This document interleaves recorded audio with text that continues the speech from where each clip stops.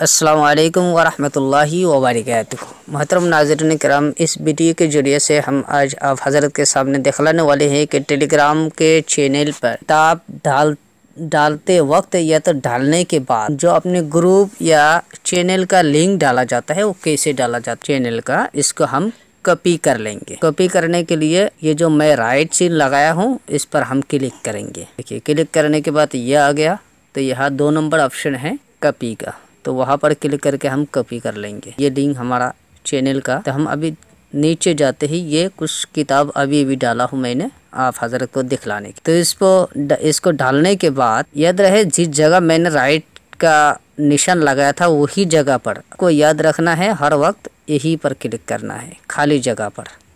तो खाली जगह पर हमने क्लिक किया। क्लिक करने के बाद एडिट का ऑप्शन है, पेंसिल का निशान भी दिया हुआ है, इस पर हम एडिट करेंगे। एडिट करने के बाद देखिए ये ऑप्शन आएंगे। तो हमने कॉपी कर रखा है इसलिए हम जो है इसको डायरेक्ट पेस्ट करेंगे।